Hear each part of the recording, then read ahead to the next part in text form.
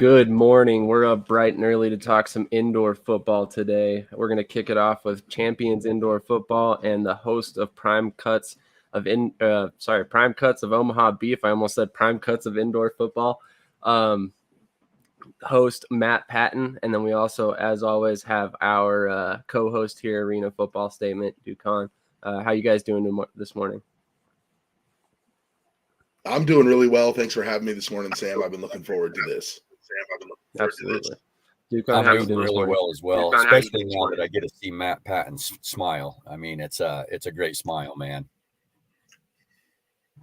Love it. Thank you. Love it. All right, so we're just going to go ahead and jump right into this.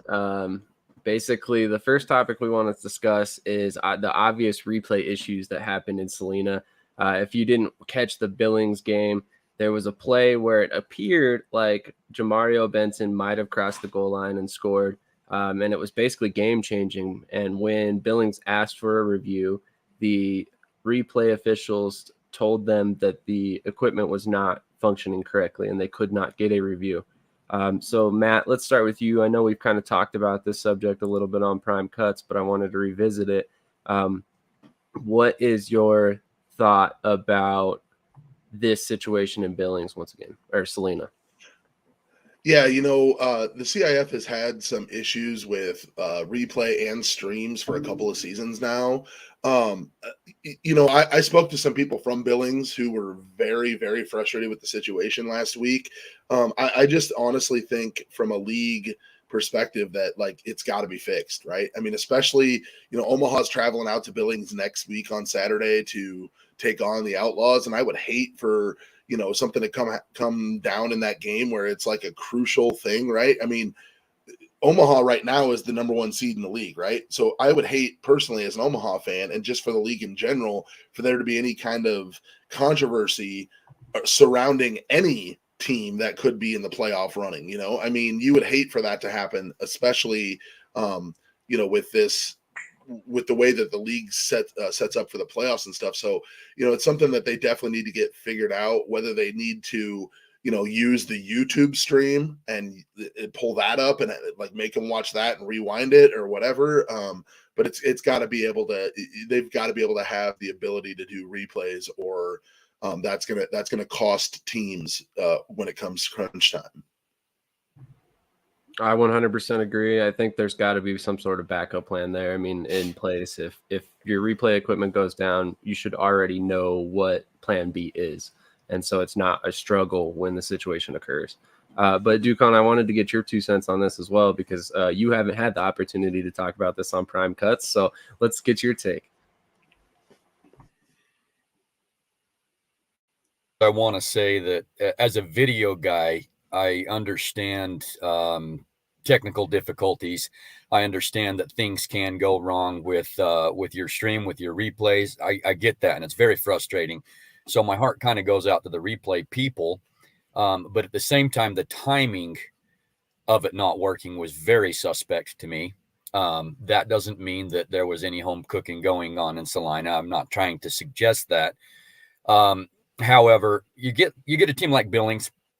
The top 4 teams in the CIF are juggernauts, and Billings is just right outside of that. And this was their chance to really say, okay, we want part of this discussion as being one of the top teams in the CIF. And that one play changes the entire discussion. If the replay equipment's working, because by all means, it looked like a touchdown, to most everybody. And so from Billings' perspective, I just feel awful for them. And completely understand why they would feel like there's some home cooking going on. But at the same time, because I'm a video guy, I have sympathy for the video people, because I've had video equipment of my own just all of a sudden not work. And we're in a high pressure situation and want it to work, want to be able to help solve the problem, and it just doesn't. So it's hard to say what happened there, but there were audio issues with the stream as well in Salina, and I think that whole entire thing needs to be addressed. They need to be looking for, I wouldn't say different video people, but what a lot of these people need to do is every single year, the first or second week, the stream is awful. And they should be able to go in before a game even happens and test all of their equipment and make sure that it's working good, rather than to have the first 2 weeks be a trial and error process to get their streaming up to snuff. That's my opinion on it. I would absolutely agree. I think that there's plenty of ways to test this situation prior to. I mean, obviously, Matt, all three of us record podcasts of our own. All three of us do video work. So we all three understand technical difficulties. We've all gone through them. But at the same time, we've all had to manage them and figure out solutions in those situations as well. So I definitely think that's a great point. I think there's why not even convene a couple weeks before the season even kicks off? 2, 3, 4 weeks beforehand, get everything set up, tested. You do it private streams, and then you don't have to worry about, the situation where people are seeing streams pop up and then, like trying to jump into the stream and it's not even, a true game or whatever it is. I mean, there's way to make these things private so nobody even knows you're testing.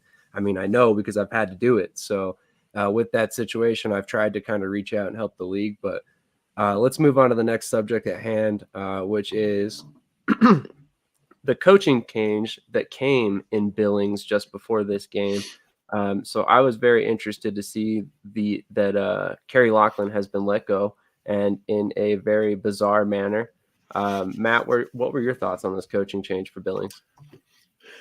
Yeah, it's tough because they came to play in Omaha a couple of weeks ago, and they seemed like they were actually somewhat organized and whatnot, at least on the field. I mean, the score obviously didn't go the way they wanted it to, but I got some former Beef guys on that team that I talk to quite frequently, and I didn't really see any kind of issues, but then you hear about speculation about things going on in the behind the scenes or whatever. And so, yeah, I was really shocked that at that point of the season that they would change coaches. But I mean, we see that sometimes in NCAA, we've seen that in pro football. We've seen that, throughout football, that sometimes teams and owners and front offices just decide, like, you know what, we need to go a different direction. And so I would be interested to know more about the situation. So I can't really speak,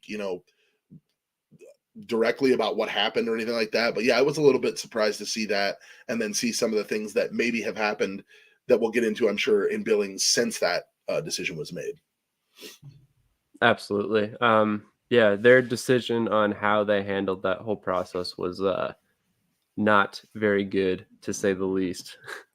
Dukan, what are your thoughts on this process and Kerry Loughlin ultimately being gone in Billings? Man, I have mixed feelings about it. First of all, I agree with what Matt was saying, and I'm glad that he has connections with some of the former Beef players that are over there. But I have mixed feelings about it in this way, that I like Kerry Loughlin, and to me, I thought he was doing a good job. And Stephen Titus, he's a really nice guy, but he plays hardball, and we saw that last year when he bought the Wyoming Mustangs at the time. And they lose by 2 points to the Dallas Prime, and he fires the entire coaching staff. And another head coach comes in, and they actually win a game at home, but he fires that coach. So I think that he's trying to deliver the message that we want to win, and after after the Billings Outlaws lost to the other team he owned, 73-28. I think that Titus was like, you know what, we want to win, and we want to show some grit. That's too big of a loss. I think he's just trying to deliver the message that we're going to try to get the right people to win. And I don't know a lot about the process or how that went down, so I can't really speak for it. But I will say that I do like Kerry Loughlin. I thought he was doing a good job, but I don't know what was going on behind the scenes. That's completely fair.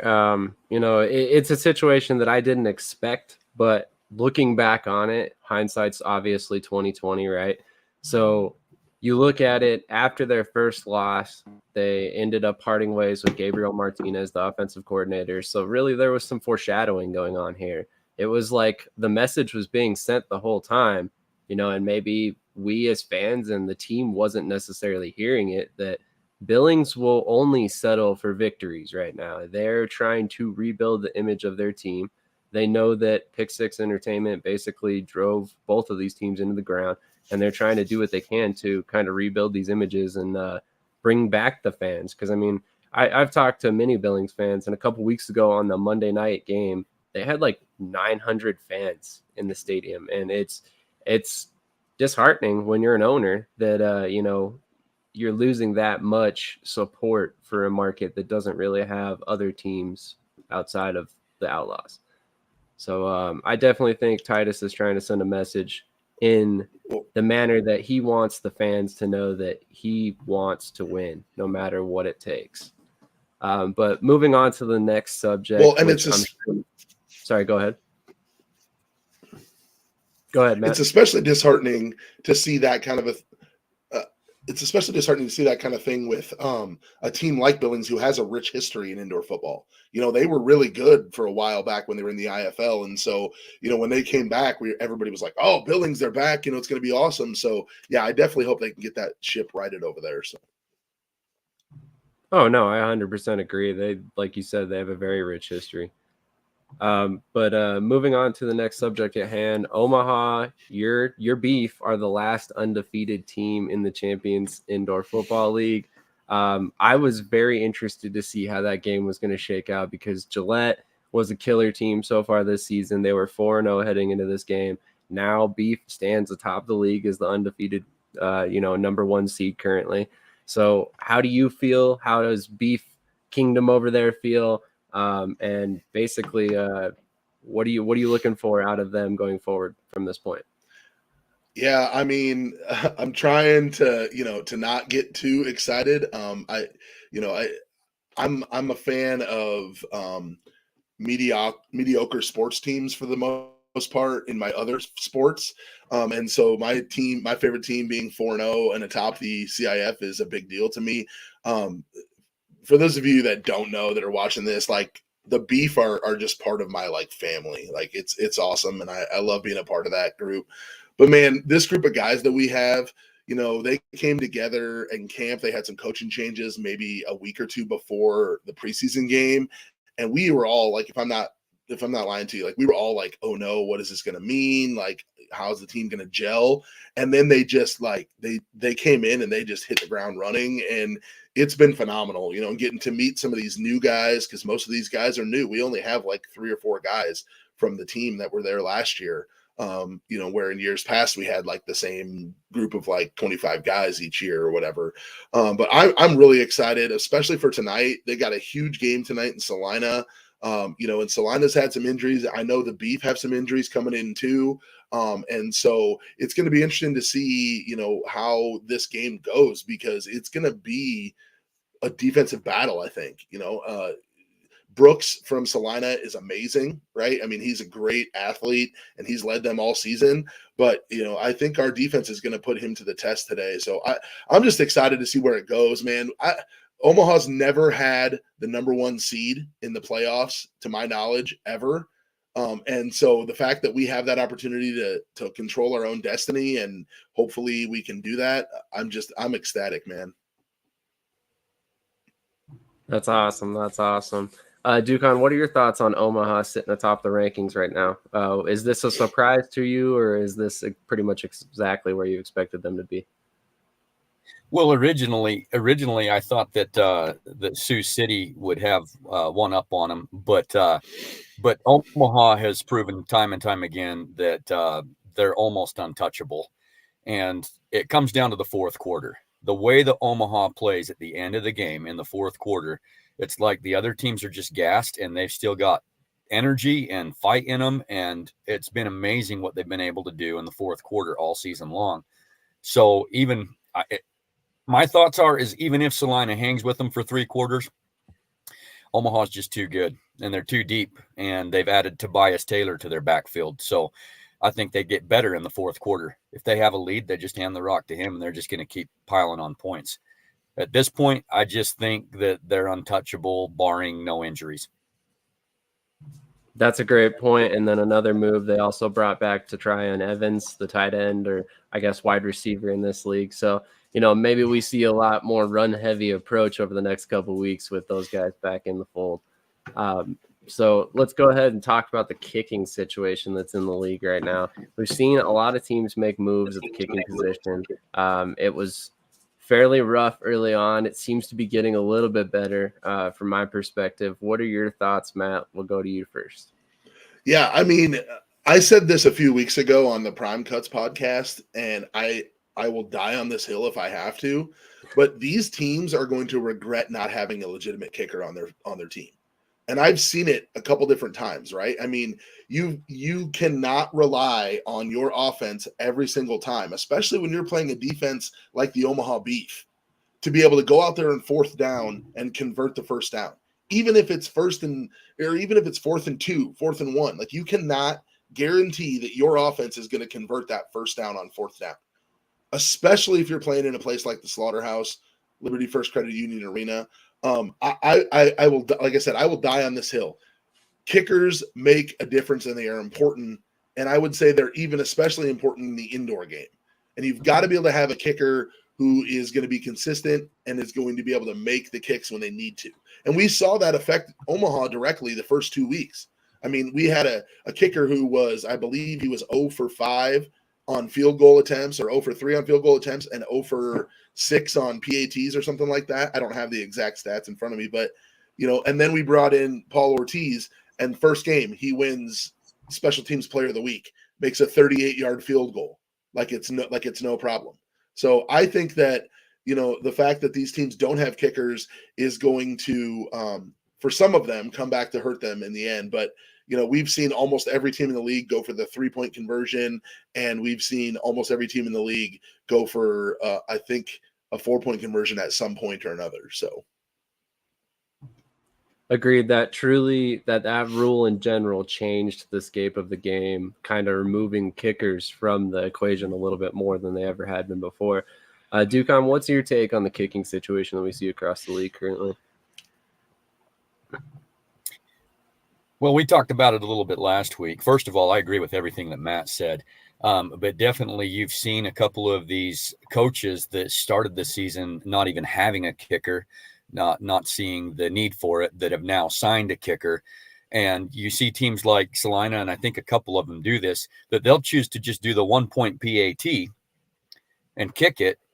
And I think that their mindset is, let's give our kicker practice, because if we end up in a tight game and we need to hit a buzzer beater, we need him well practiced to hit that long one, like Paul Ortiz hitting a 38-yard field goal at the buzzer at halftime. Things like that, to where having a kicker adds a dynamic to where when you're in a dog fight, he's going to win that game for you. 100%, especially a guy like Paul Ortiz. I mean, he's got experience as an outdoor kicker. He was pretty solid out there. I believe he runs a kicking camp too, if I'm not mistaken. So he's definitely the type of guy that you want to bring in this situation.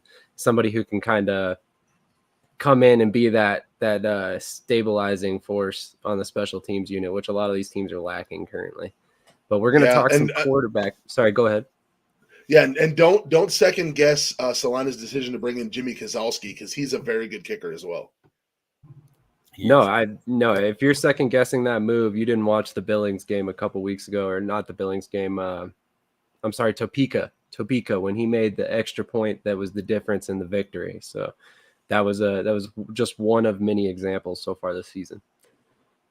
But moving on to the quarterback situation, recently we saw 2 starting quarterbacks leave the CIF, with Lorenz Stefan being designated RTR, or refused to report, even though that's not quite the situation that's going on. And then Vincent Espinoza was released and ultimately signed by the Tulsa indoor football team, the Oilers. So it's kind of interesting to see both of these guys leave their respective teams mid-season. Matt, let's go to you first. What were your thoughts watching the passing yard and touchdown leader in the league leave mid-season? Yeah. I mean, you can see the look on my face. I was like, I read that on the transaction page, and I was like, what? Like the dude leads the league in passing.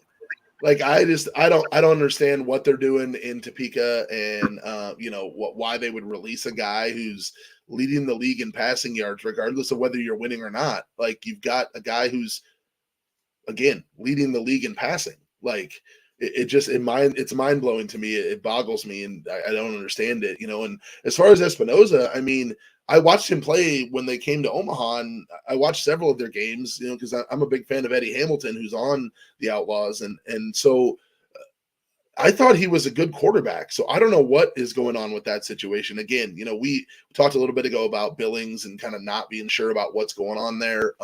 But obviously Espinoza has talent because Coach Jones then ended up signing him down in Tulsa. And, Coach Jones, I mean, he's an 11-year NFL veteran. He has a CIF championship, so he knows what he's doing as far as, finding guys and signing them and bringing them into play. So we'll have to see what happens in Topeka and in Billings at the quarterback position.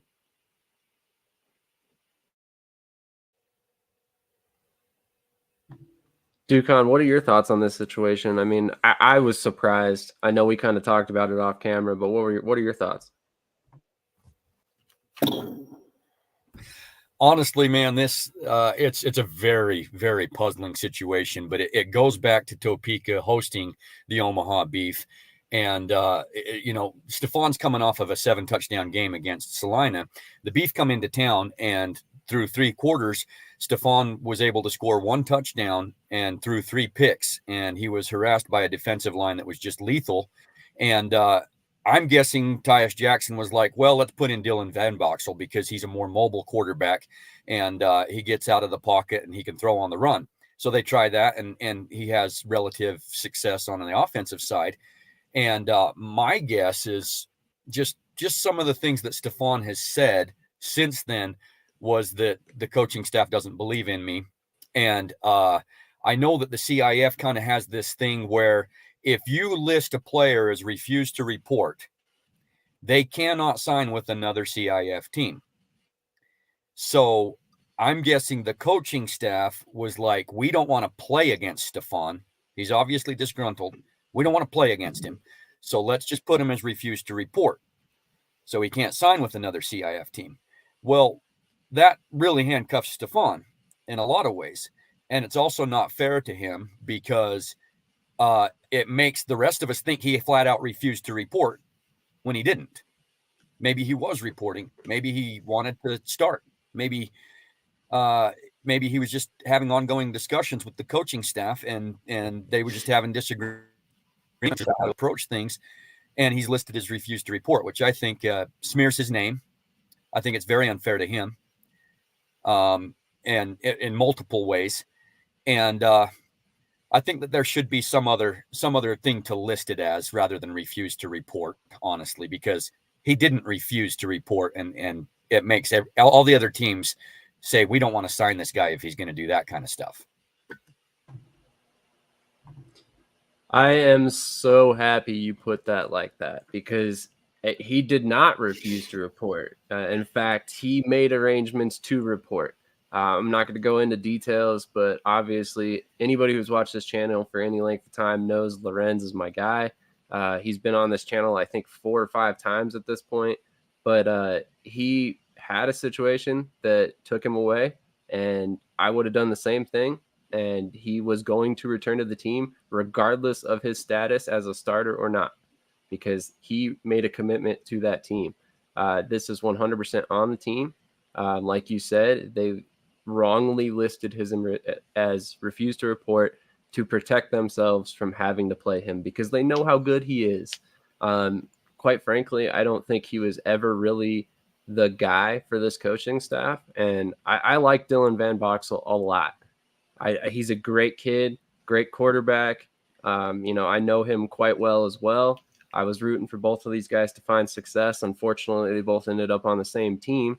But, hopefully this opens up an opportunity for Dylan.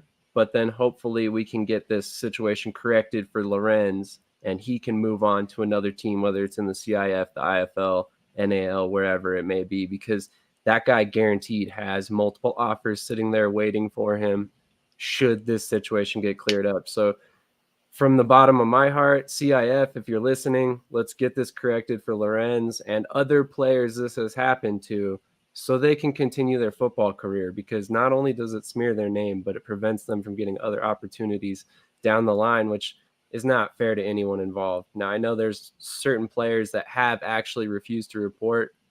Absolutely keep them in that situation, but at least hear these guys out. Some of them weren't necessarily refusing to report. It's not always just one side of the story and the coaches win out, so kind of interesting to see that whole situation play out.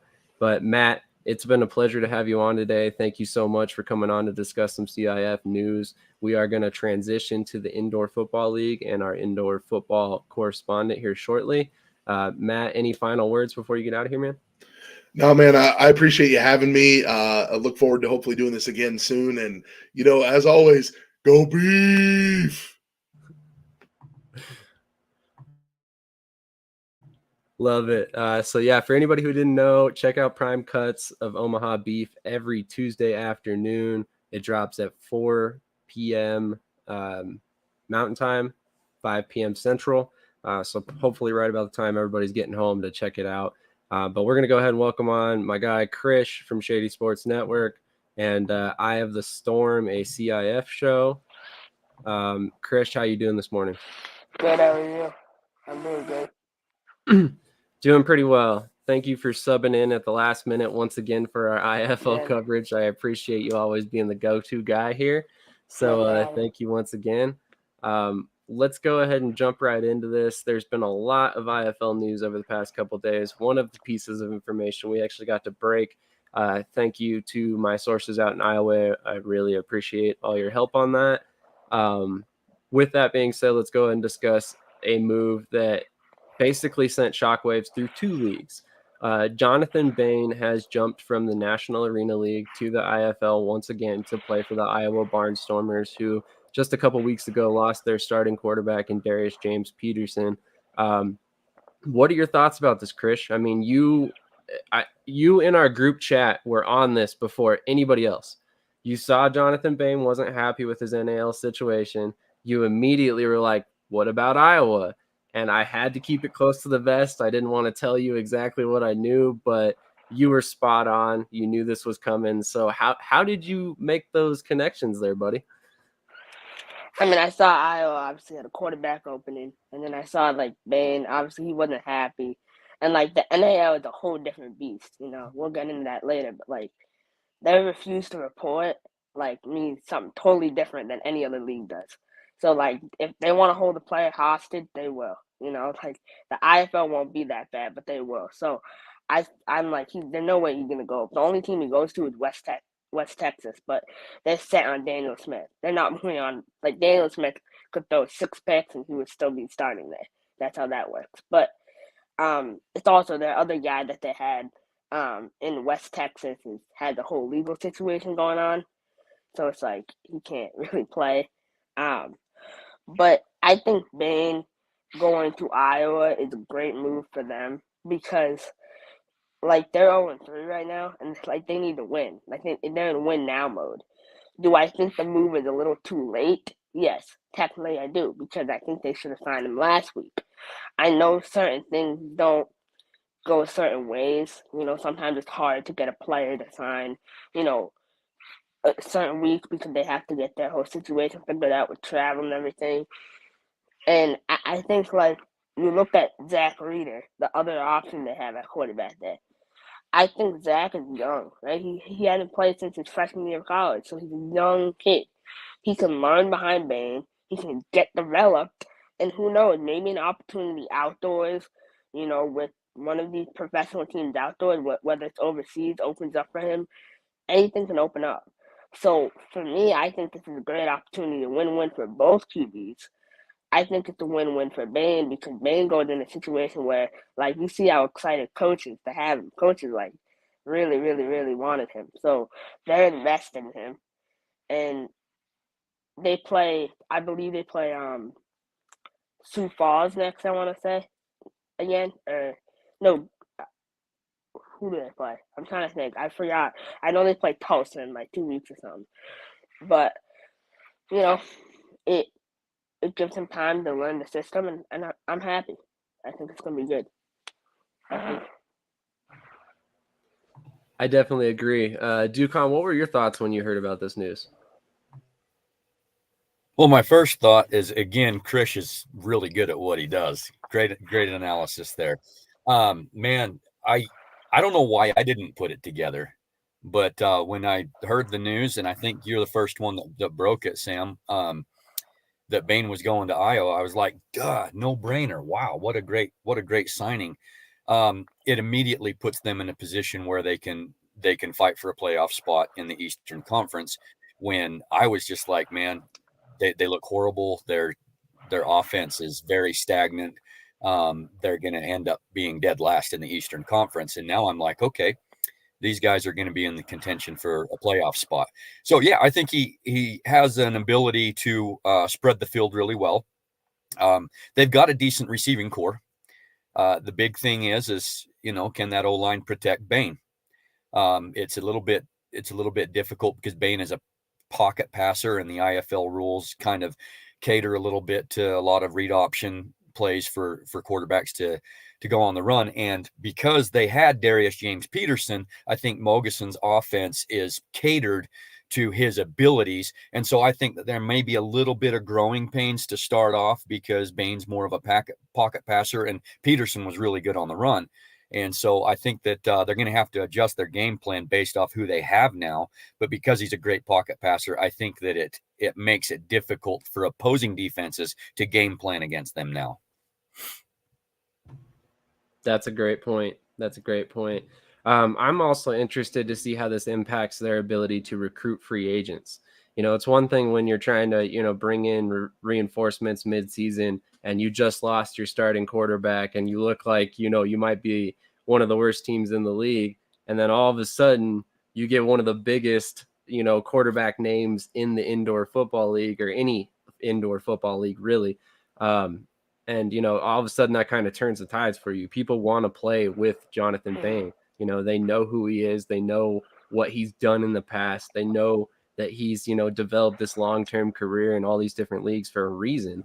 So, I mean, you want to play with that guy. So I definitely think that's going to be a huge benefit to Iowa as well that I had never really thought about until you guys kind of were sitting there speaking. So I'm very excited for Iowa fans. I think they should be very excited. I mean, it's very rare that you see a quarterback like this available in a situation that Iowa found themselves in. You don't normally, go just pick up a starting caliber quarterback at the local grocery store. It doesn't happen like that. So it's pretty awesome to see. But anyway, we got a pretty awesome matchup coming up this weekend in the IFL, a battle of the undefeated teams. We've got Frisco at 3-0, Krish's Massachusetts Pirates at 2-0. Krish, I know you're probably going to go with the homer pick here, but who do you think wins this game? I think the Pirates win this game. I mean, I know how you feel about TJ Edwards, and I'll tell you honestly, like, we've talked about this a lot in the group chat. TJ Edwards, in my opinion, has taken such a leap. Like, I know he was showing it a lot, like, at the end of last year, but his game is just so smooth. Like, he looks unfazed out there. So, I have to give TJ credit where it's due. I think that Frisco is a very good team. And I will say one thing about Frisco, and this is what makes them different from any other team in the league. In the IFL, in order to win games, you have to be in shape. Like physically, you cannot, like you look at these other leagues, no offense to CIF, right? But there's some teams in the CIF, like, they really need to get in the gym. And Frisco is kind of like, you can tell those guys work out consistently. And a lot of it is because of the equipment they have, right? They share a practice facility. They're owned by the Dallas Stars. So they have the nicest, like, gym. They go to the gym the Stars go to. So they have all the nice practice facilities that they can go to, right? And so it gives them the ability to be able to stay in shape, practice at great facilities. So I think Frisco obviously makes this game, obviously. I think it's going to be very close. I love our offense. I think our offense is the best in the league, to be honest.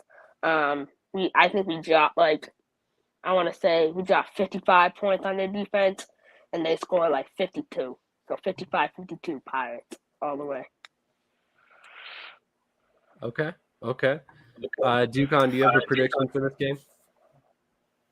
I do. I have a prediction. Man, great analysis, Krish. Okay, so I was back and forth on this one for a while, but Frisco's made 2 signings over the last couple days that I think will be the tipping point. BJ Bunn of their wide receiver core, they put on short-time IR, and they have re-signed Jordan Jolly, who won the 2019 MVP in the NAL. I think he spreads the field a little bit more for him. He's had time to rest up. He was battling injuries last time he was in the IFL, but I think he's going to be full bore. And Charles Williams, who had signed with the CFL team, is now back. And so I think that the line is going to really struggle with Frisco's D-line this time. So for that reason, I'm giving Frisco the tip, plus they're at home. I think probably go with that same score, 55-52, but Frisco on top. All right. Well, if you're an IFL bettor, it sounds like your odds are roughly 3 points, plus or minus, depending on how you look at it. So this is going to be a very interesting game. I think Frisco comes into this game kind of locked and loaded and ready to go. Like you guys spoke about, they've made a couple of very key moves that were very intelligent, as per usual. Billy Back constantly kind of just loading up mid-season whenever he can. I think one thing that's changed over this season that hasn't been there in the past is the fact that mid-season these IFL teams are watching the USFL and the XFL transaction wire, the CFL transaction wire, and they're going around signing everybody they can that's coming out of these leagues, because those are the best of the best that are available currently, you know. And it's no knock to other guys that play an indoor football league, but some of these guys are coming up from semi-pro to fill needs, while these guys are coming down from outdoor professional leagues. So I think there is something to be said about some of these teams kind of loading up mid-season, because a lot of these guys are borderline outdoor talent, which is definitely huge for Frisco and other teams across the league that have been bringing a lot of guys, including Mass, which has done a great job of bringing in interesting players. Which brings me to my next point. We're going to talk about the Massachusetts quarterback situation, which I think is interesting to a lot of people. They brought in Anthony Russo. They signed Cardale Jones before the season, although he got another job offer, so he didn't end up coming to the league. Then Alejandro Benefield got hurt, and now we see Anthony Russo. Krish, I know you have some strong opinions on this one. Who do you think is Mass's guy going forward, and do you think Russo's done enough to where we don't see Benefield again this season? Okay, so I'll start with this, right? So a lot of people think Alejandro not actually hurt. They're like, there's no way he's hurt. Like, trust me, he's hurt. I saw him with my own 2 eyes. I was there in person. He's hurt. Okay. They put him on short-term IR. If you look at the transaction wire, he's on short-term IR. So I think like Russo is really talented, right? What he brings to the table is great. And in Mass, you know, Jawad always says we have 2 starting caliber quarterbacks, always. Because, you know, with all these new leagues, USFL, XFL, even that, you know, honestly, with this LFA, they could throw money at a guy and he'll come. So it's kind of like one of those things where you have to be ready. And so Russo is very, very talented. Like, mentally, he's way ahead of where I thought he was going to be, honestly. I thought he was going to come in and be like, okay, like, this is really difficult. I've only been here for 2 days. He figured out how to pick apart, like, you know, I was watching an interview with Dukon with Billy Back, and he was saying the same thing I thought, right? Like, look what he did to Rob Keefe's defense. You know, like, he exposed them real hard. So I think that Russo, it's not about if he's shown enough. It's about, like, what direction the team feels like they want to move in. And I think, like, if he continues to play, then, yeah, maybe he'll ride out with the job. But we have to assess things. It's a week-to-week thing, you know? If, like, Joe's healthy to come back, you know, maybe, like, plug both of them in. You could always play 2. I see teams rotating 2 all the time, like, you know, Topeka kind of did, right? So we we'll figure it out. I'm hopeful on whatever choice we make, whoever starts, we're gonna be good. You know, with our own line too. That's completely fair. I mean, obviously, I was one of those people that thought Benefield's injury was not real. I thought this was an excuse for them to turn to Anthony Russo.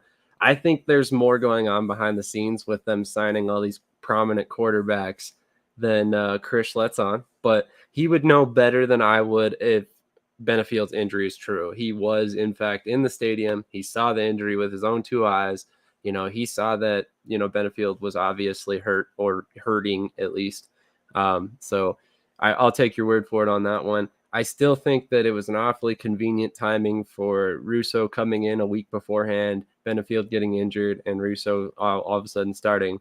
But again, it's one of those situations. As far as Russo goes, he's one of those interesting guys that I didn't expect to see in the IFL, quite honestly. But when you look at his college career, he's got a lot to prove. So it makes a lot of sense for him to make this move, especially now that he's been released from an XFL team and didn't really get much USFL interest. Otherwise, he'd probably be there. But Ducon, what was your thoughts on Russo's performance and where he stands with Mass? I was shocked and amazed, honestly. I tend to agree with you both. I kind of thought that Benefield wasn't hurt either. But I'm grateful that Krish cleared the air. Russo really surprised me. I was shocked. I did not expect him on a short week of practice to come in and beat what I thought would be the top defense in the IFL in the Bay Area Panthers, not just because of Rob Keefe, but because of the player personnel that they have over there. I did not expect Mass to put up 59 points. And when I watched part of the game, I was surprised at the movement that Russo had, how quick he made decisions, got the ball out, and how the defense just couldn't adjust. I mean, I think they were expecting Benefield, and Russo's just a different cat. I thought he did amazing. I would definitely agree. I mean, his performance was quite encouraging, considering, like I said, he made the transition to indoor football fairly quickly.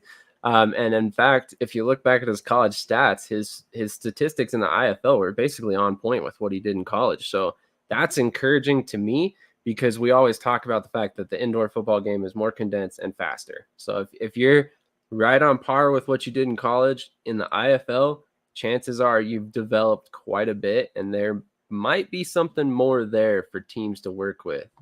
But Krish, next subject at hand is the Kevin Guy ejection.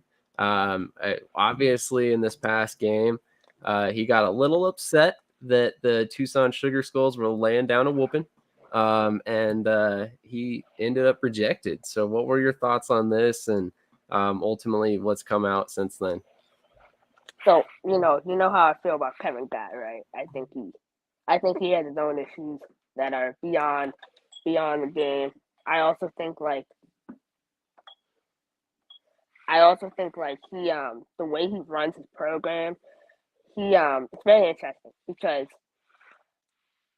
he tries to teach like a winning culture, but at the same time he kind of makes it about himself a little bit. Now, I don't know if he intentionally does that, but it comes across as that when he doesn't get his way, he gets very frustrated. And like we need to understand, this Tucson game for him was personal, right? Because his wife owns Tucson, so obviously he's gonna make it personal, and he's gonna want to win. And you know how that goes, right? Like he definitely caused problems at home after the game, and so I think like it him getting ejected did not surprise me. Now I have to agree with him. I did see him call a timeout, but he said he went to the head ref and called it. I didn't see that. The clock was winding, and he in the post game presser said the fan told him like, "Coach, the clock is winding. Why are you looking down? Why are you not like looking up at the clock? Why are you looking down at your sheet? You should be looking at the clock. Don't be mad that you left 20 seconds off the clock if you're not. You know what I mean? Like you should be making sure like, oh, it's a timeout. Like, I need to run. Get my guys ready." No, he was just looking down at his play sheet, ready for the next play, and he left off the clock. So that's an interesting dynamic to me. But overall, I mean, I think what he wants for his team. He tries to say he's in the rebuilding process because they're 1-2 now, and they're growing pains. But I know behind the scenes, like, he's not a happy camper. You know, he wants to win now. He's one of those coaches where they don't win every game by 50. Like, that's issues.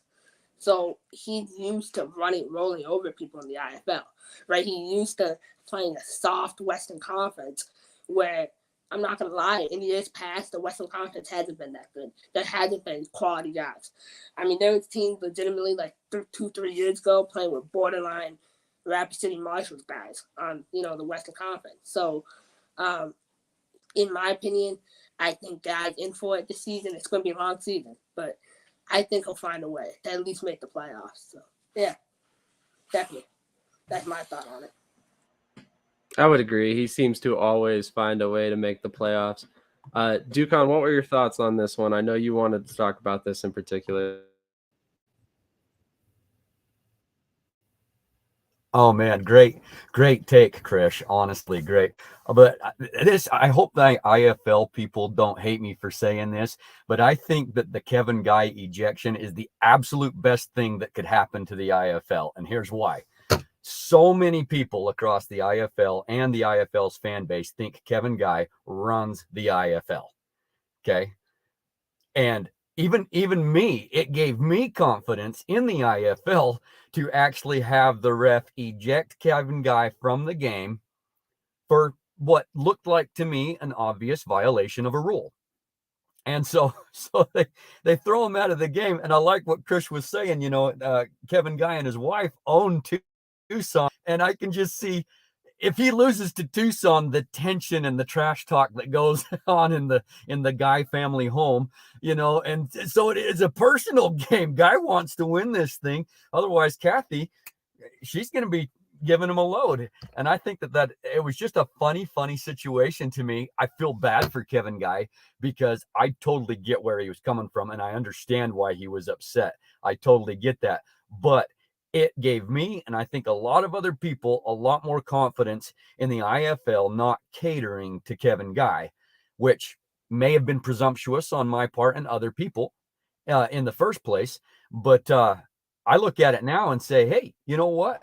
The IFL is sticking to the rule book. And so I think it was a great thing. I just can't help but laugh at it at the same time.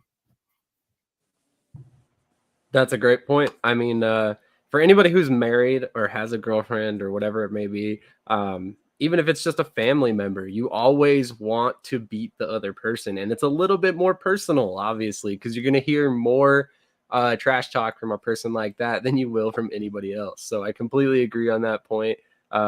Yeah, I mean, I know if my wife and I were in that position, we would both want to beat each other pretty bad as well. So I completely agree. I can understand the frustration level there for sure. But yeah, I love your point that this definitely does send a message a little bit, because I was one of those people. I totally thought Kevin Guy ran the IFL and it was, everybody else catering to him. But this definitely sends a different message for sure. And for, IFL, if you're watching, message received. It'll be interesting to see how this goes down in the future.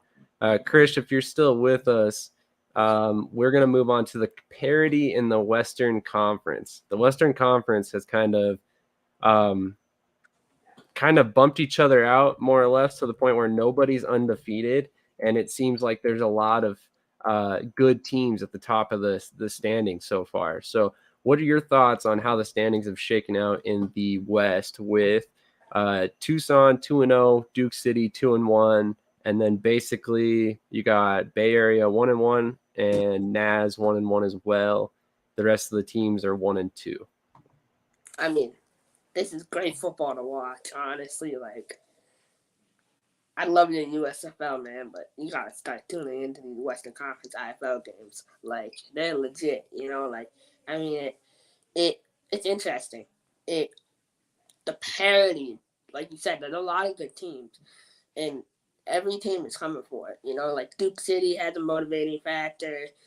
I think Duke City's a really good team. Like any given weekend, exactly. Like Duke City, I mean Nate Davis, like he's come back, and honestly, like I'll be straight up about Nate. He's coming back. He's coming back from an injury, so he's just settling in.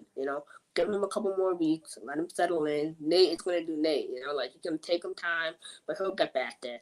I got to give, one thing I got to say, Tucson with that Peter Ramon Atkins, like Ramon is top 32 in my opinion. I mean, that kid should be in the league. Like watching him run around and do the things he does, and it's not even like he's just mobile and he makes good plays. He's so consistent. At the level of consistency that he plays with, he's MVP in the league. He's like Cam Newton, honestly. He reminds me so much of Cam the way he plays. Probably Cam with a better arm, to be honest. No, I mean, I think Naz is. I'm kind of not sold on Naz, to be honest.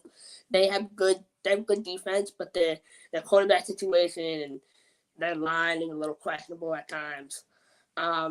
Arizona, they're going through their thing, but people are going to try to say like Jorge Reyna played bad. Jorge Reyna threw 6 touchdowns, so he's settling in. Give Jorge time. San Diego, I mean, they got to figure out their quarterback situation with who they want to go with. Aaron Aikman and Damon Croft both add stuff to the table. I think Denver, you got an interesting mobility, but Aaron is kind of like you get the big body with the pretty good arm. So whoever's gonna go, it's gonna be very, very interesting. And whoever needs to go needs to have a connection with Hoodie Rogers, because Hoodie Rogers has been a little off this past couple of weeks. And he got to start getting back on track. But I'm loving Carlos. I think I've always said Carlos is great. Carlos, straight up about Carlos, he was a couple mistakes away from being in the NFL. Off the field. So I'm hoping now he can really, I can tell he's changed his life around and he's headed in the right direction. So that's really good. And then you look at all these teams, right? Bay Area, Dalton Sneed, really great. You look all these teams, they're gonna push each other to be better. And I think that's what indoor football should be. Indoor football should be what the Western Conference is. Because when fans tune in, when fans, go to games, I know you live in a state where, unfortunately, you don't have an indoor team or you don't have an alternate football team. The closest thing you have is Dion Sanders, right? And it's like, it makes you, feel like, man, I need a team here. Watching these games, like, I'm excited for every Pirates game. I go to every game, and it's like the games go by so quick. It's like, man, I wish there were 2-3 more hours of this. Like, this is awesome. So I'm loving the Western Conference. I really am. Absolutely. IFL, if you're listening, CIF, NAL, I don't really care. Bring me a team, please. I don't care who it is, where it's at. I don't care if it's 3 hours away. I'll have season tickets tomorrow. But moving on, Ducon, what are your thoughts about the Western Conference so far this year? I love it. I think that I have never actually seen a conference in the 3rd or 4th week have every team with a win. And that's the parity I'm talking about. Any one of these teams going up against another team, anybody could win that game. You got Tucson sitting at 2-0. They're the only undefeated team after week 3, but they're going at Bay Area this week, and it's very possible they lose that one. So we're going into week 4 or 5, and every team has a win and every team has a loss. So it makes it for a very, very interesting conference. The parity across the board over there is amazing. Now, when you look at the Eastern Conference, Frisco, Mass, Quad City, they appear to be the juggernauts and probably the ones vying for that first seed. But the ones behind that, you just don't know what you're going to get from Sioux Falls, Green Bay, Iowa, Tulsa. They just don't seem like that they can compete on the same level. But in the Western Conference, it's a different ballgame. Of course, you take out Mike Davis not having a kid and Daquan Neal playing for the Nighthawks against San Diego. Maybe Vegas wins that game and San Diego's still winless. But they've bolstered their defense, and like Krish says, they have arguably one of the best receiving cores. If they could just figure out their quarterback situation and develop some better chemistry, Carlos Thompson and Marquez Rogers are fantastic receivers. And so I think that they get that situation figured out and they can hang with anybody. Absolutely would agree. Sorry, go ahead, Krish. No, I was wondering, have any of you heard about what's going on with Darius, guys, down there in Vegas? I know he was on short-term IR. I feel like it's been a couple weeks since we've seen him out there. Well, I think short-term IR is 3 weeks, if I'm not mistaken. So I think he would be eligible to return this week, technically. So I would be interested to see if he's going to end up playing today. I mean, if he does, or not today, but this weekend. I mean, if he does, that would be awesome. Obviously, everybody wants to see it. That's the big name right now in the IFL, other than, you know, the obvious established names that have been there. But he's the big unknown with Vegas. We all talked so much about when he was signed, and now we haven't gotten a chance to see him play. So I'm definitely very interested to see how that works out. But as far as I know, he was pretty banged up. So hopefully he does end up returning. But it'll be interesting to see. But as far as the Western Conference goes, I one thing I wanted to say is Tucson with the combination of Curtis Chin and Ramon Atkins has been unbelievable. I knew they were going to be good, but I didn't think they would necessarily be this good. And it's the way that they've beaten teams. Obviously, they went out and beat Arizona. That was a great game. But before that, the win was just dominant. And it was like watching them play has been so encouraging. Because I don't want to speak for Ramon Atkins, but it really looks like he's got a chip on his shoulder. Like he's out there with something to prove that he didn't get drafted in the XFL because that's where he believes he belongs. I would agree. So maybe he's, you know, this is his kind of a revenge tour this year to show that that's where he should be. But Ducon put it very well. I mean, you might see a 2-1 Vegas if it weren't for the situation last week with San Diego. San Diego, they might be 0-3 right now, but they're also playing pretty well despite their record. Bay Area has dropped a game, which I didn't expect at this point. I've kind of been talking about it all off season that I think they more or less bought a championship this year, but we'll see how things end up going by the end of the season. But then, yeah, in the Eastern Conference, it's totally different. You know, teams, there's a very clear pecking order of who's at the top and who's at the bottom. And even Quad City's shown a little bit of chinks in their armor. So it'll be interesting to see how that all shakes out. But we got one more topic at hand that we wanted to discuss, and that was expansion of the IFL. Krish, I know you've got some thoughts on this. We touched on it briefly last week. Who do you think comes to the IFL? How many teams do you think they add? Is there any dark horse candidates that you could see out there? So, I mean, there's one that obviously, like, whatever, but I can't say that one. My one is Omaha. I think, I know Ricky Burke's probably watching this, but, like, bring Omaha on, man. Like, it's too long. You guys been in CI way too long. You know, you're about to borderline start killing teams. Like we said earlier, like what they're about to do to some of these teams, they're gonna embarrass them. Like when you watch Omaha play some of these guys, it's borderline like you're playing a semi-pro team, honestly. But some of these CIF teams are semi-pro teams, in my opinion. So I think Omaha's an option. I mean, maybe one. So there's a place in Las Vegas. I forgot what it's called. It's I was looking at it, but I forgot the name of it. But they were talking about expanding there before the season. ArenaFan.com. Reno? Yeah, I think so. Maybe some valley. I have no idea. But it was on Arena Fan. This person like drops hints on expansion, and like this person has been right probably 20% of the time and wrong 80% of the time. But I still go to them, because they give me some hints. I want to see an interesting. I want to see Utah. I want to see Colorado. That's a market I would like to see. But probably adding another team in Texas is going to be. I mean, Texas is like the home of football, so I think the IFL should add another team. Maybe you already have Frisco, so maybe go more of the Austin area. Try to add a team down there. Not Wyoming. Wyoming's too out there. I think you want to then start looking at the middle of the country more. And you got to put a team closer to Massachusetts. So go to New York, go to Long Island, And then after that, you look more in the middle of the country, right? And I want to see Kansas City get a team. I think that would be great. Like, I know they had the Kansas City Phantoms, I think they were called back in the day. I think they could put that team back.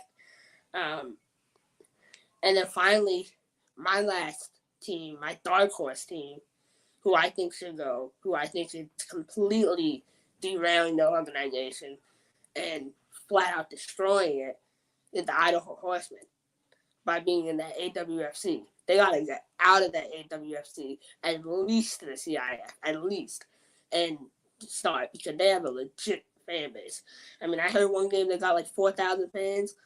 I mean, 4,000 fans, like, let's be real, that's more than Billings. So, and I do want to go back to one thing, right? When we talk about expansion, I know people were like, oh, Billings only got 900 fans on a Monday night.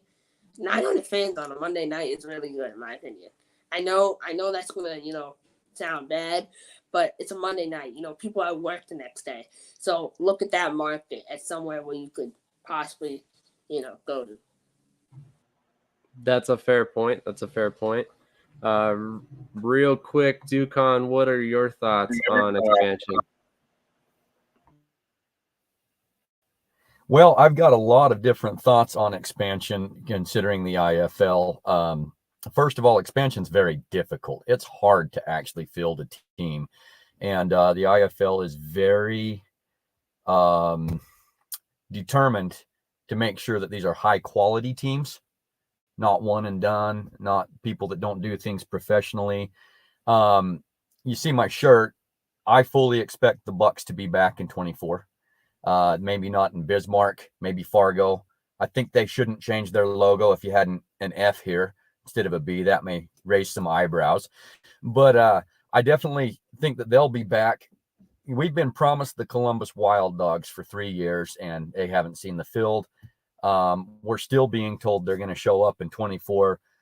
I don't know if that happens, but I think it's good for the league if it does, especially for Mass. They would be Mass's closest opponent. But a couple other things I'd like to suggest. I agree with Krish. I think the Idaho Horsemen actually have what it takes to do that, because I think that the owner of the Horsemen is also the owner of the Oregon High Desert Storm. And if the AWFC doesn't expand, it sounds like they should pull their resources together and jump. They should be in one of those leagues, in my opinion. That being said, there's another team I'd like to suggest, and I hope Mario Flores is listening. The West Michigan Ironmen. They have tried everything since the debacle between the CIF and the IFL. There was a lawsuit that I don't completely understand, but supposedly at one point West Michigan had signed a contract with the CIF, and then they went to the IFL while they were still under contract. And so the CIF, I don't know all of it, but they sue the IFL, and there was just a lot of stuff there that was hard to understand. But basically it made to where Michigan couldn't play in either league that year. And so ever since then, they've been searching different things, did the AAL for a little while, then they tried that APFL. Now they're doing this Great Lakes Arena Alliance and stuff, just playing locally. But I think one of the best moves for them and for the IFL would bring West Michigan in. They would have fairly local opponents in Green Bay, possibly Bismarck/Fargo, Quad Cities. It'd be another closer opponent for Mass. And I think that it would actually help them tremendously to make that jump. And then two other ones I want to mention. The Cedar Rapids River Kings have made an announcement they are going to play in 2024. They have not made an announcement as to which league. It's hard to know if they're being serious. We don't really know, but there is a group that seems pretty serious about making a return to the field. And there's also a group that is looking into buying the Spokane Shock. They can return. That's kind of a developing story. They're just looking into buying it. Knows if the old owner will actually sell. We don't know, but there are some discussions, I think, going on there. I don't know if they're talking to the IFL yet, but they are definitely talking about buying the Shock. As always, some great information there. I was not aware of that. I hope that actually does happen. I mean, literally, Krish was talking about that yesterday, No, how the Spokane needs their team back. I think so. Actually, I want to ask you guys one question. I had just been on my mind. So, with the AFL coming back, say the AFL like legit comes back next year with 16 teams, what happens to the IFL? And what happens to all of these other leagues? Like, say they're legit, not like, okay, maybe, like, I know that a lot of, and I'm skeptical too, but like, say they actually do come back next year, what happens to the rest of the leagues? Tell you what, Krish, why don't you give us your thoughts? Then we'll bid you adieu for the day, and we'll invite our other guest on, and we'll give you all our thoughts when he comes on. Yeah, definitely. I mean, you want my honest thoughts, or you want my, like, you know? Go for it. Lay it on us. I think the CIF folds. I think that there's a lot of. I think that there's just so many leagues. There's too much of an influx of teams, and I know a lot of people say, "Oh, well, more teams, more opportunities," but you start to realize now you're at the point where you have to say, okay, what markets are making money and what markets are not making money, and you cross out all the markets that are not. And that's why, like, I keep saying this, like, you have legit markets like Omaha, like, they need to move up because they're a legit market. And so you saw with the Nebraska Danger, you saw with the Grand Valley Sharks, I think they were called, something like that. Grand Island. That's a successful market. So I think the IFL stays. But honestly, like, I love indoor football. I honestly like indoor football more than I like arena football. Indoor football is like a different, like, it's honestly more like it gets guys more prepared for outdoors. Because, like, again, I'm gonna go back to this. When you were talking to Billy Back, he said the same thing, right? He said, like, it everyone runs the same offense in the NAL, you know? It's like it's the same idea. You just throw it up to your fastest receiver, you know? But in the IFL, you create game plans. You get ready. You have to dissect defenses. It's all, you know, there's a lot of different components. So I really hope indoor football stays around. I want it to stay around. But the AFL is talking, like, I was listening to the commissioner yesterday on Arena Fan Rewind, something like that, and they were talking about how, you know, they're planning on possibly making arena football an Olympic sport. And they were talking about all of these ideas. And they're like, oh, if you want to move cities, you have to get my permission. And I was like, is it really that easy? Like, they were making it sound like it was so easy to get all these markets. And I'm like, you know, Ducon said it goes a lot to get a market. You know, you have to get an arena. You have to get owners. You have to get licensing. You know, you have a lot of these, like, look at Louisville a couple of years ago. And I mean, you don't want that to happen again. So I think the IFL stays around. And I think it's still running strong. I think the IFL and AFL can really coexist. But I also think, like, the USFL and XFL, that's one of those things where, like, at some point, we're going to have to figure that situation out. And USFL, for those who don't know, USFL opens today. You know, I would encourage you to check out a game. Check out my Memphis Showboats. We're about to destroy the Philadelphia Stars. So it's going to be a great game. But, no, we have to see. I think it's all going to come down to attendance, in my opinion.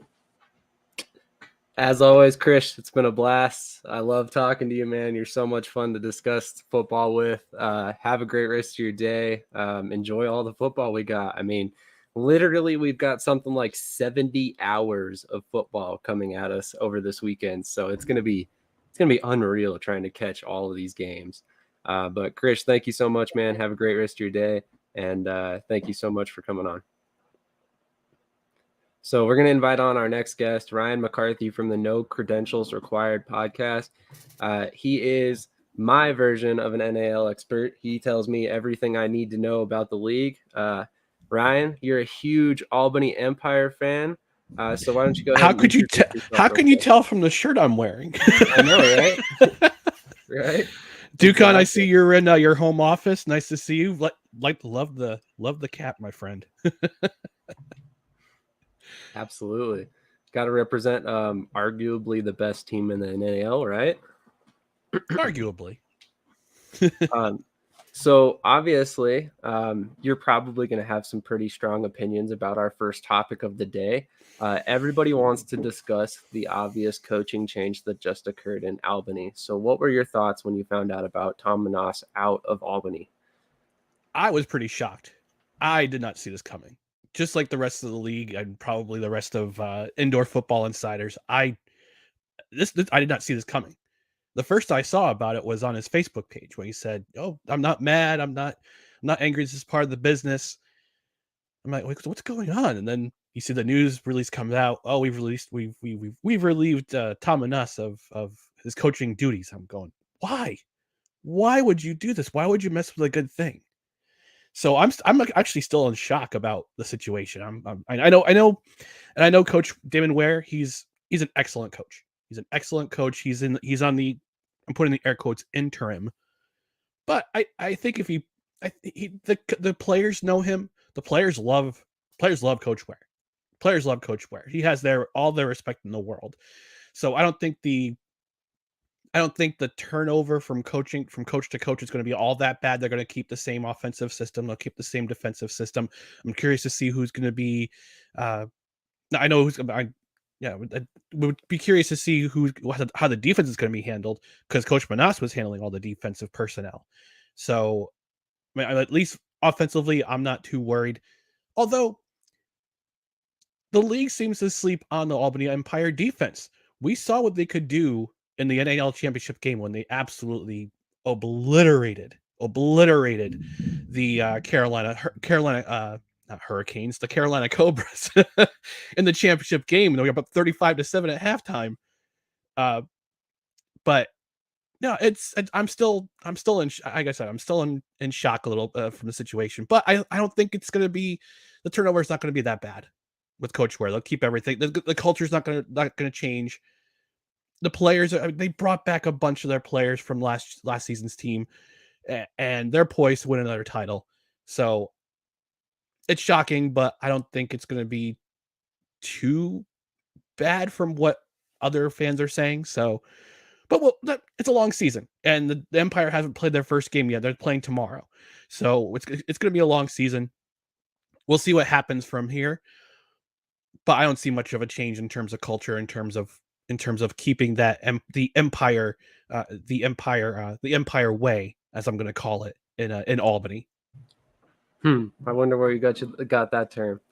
Speaking of which, that was one of the things that I really was disappointed by when I went and looked. They've removed every episode of updates on the Empire with Tom Menas. I was like, I get letting him go, but why do you have to get rid of the show, man? I watched that every week. I was a couple episodes behind. I was still trying to watch him because I wanted to see what he had to say. But now they're all gone, so it's kind of unfortunate. Yeah. But I don't know what happened behind the scenes. I don't want to think about what happened behind the scenes. But I'm sad. I'm sad, but we have to move. But we have to move on. Absolutely. Yeah. And I didn't realize this until actually Coach Menas actually posted on Facebook yesterday. He posted a picture of the 4 championship rings he had won between the Empire and the Toronto Argonauts. He was part of the coaching staff with the Toronto Argonauts in 2004. I went to that Grey Cup game in Ottawa. And I didn't realize that until I saw the ring. I'm like, hey, wait a second. I was there. I was at that game. He was with the Pinball Clemens. So it was just really funny to see that. Not funny, but just interesting. It just caught my eye. I'm like, oh, there's a Toronto Argonauts ring. It's from 2004. Oh, okay. I think he'll land somewhere. He's going to definitely land somewhere. He's going to be a sought after coach, whether it be in the National Arena League, the Indoor Football League, or the Arena Football, the new version of the Arena Football League, Arena Football League 3.5, as I'm calling it. But he's going to be a sought after coach. He's going to be hired by somebody, and whether it be this season or next season, he's going to land somewhere. He's going to have success. He's a successful coach wherever he goes. He's a great guy. He's a great human being. I wish him all the best. If you're watching Coach Menas, thank you for being a gentleman on and off the field. He'll land somewhere. He'll have success somewhere. Absolutely. Nothing but respect for Tom Menas as a person, as a coach. He's been unbelievable on both fronts. Ducon, what were your thoughts when this occurred? Well, first of all, it's good to see you, Ryan. Thanks for your take. It's good to visit with you again. Thanks for coming on. Honestly, Sam, I might have a little bit of a hard time not getting emotional here, because Tom Menas, I consider him a friend. And when I think of Tom Menas, he gave me this hat, this hat that I'm wearing. He sent it to me, just gave it to me. It was very sweet of him. But when I think of the term father, I think of Tom Menas. When you think of what a father's responsibility is to provide and protect the family, I think of Tom Menas, and I think he did that with the Albany Empire. He talked tough. He was tough. He was a protector of the team, protector of the players, and yet he was gentle in a very providing way. It showed on the field. It showed off the field. He was very good at communicating closely with the commissioner about new rules and understanding the rules and making sure that he had a good enough understanding to where he could coach good. I think he worked very well with Damon Ware. So yeah, this is a tough thing. I'm not going to share my personal opinion on what went down. I have things that I suspect, but at the same time, I do respect the Albany Empire, and I respect that they have what they believe is best for the organization, and they can totally make that call. And with that being said, I have the utmost respect for Damon Ware. I think he's a fantastic coach. I think he's a fantastic person. I think that the Empire are still in good hands. I'm very interested to see how this translates. But so far, it's translated to the fan bases that this wasn't a good move. Most of the fan base that I've seen has talked about basically not renewing season tickets, not even wanting to go to games and stuff, because it leaves a bitter taste in their mouth. So I think it is a bad move, but I think that the Empire still have what's in place to basically regain the trust of the fan base and to make a viable run for a three-peat. I really do.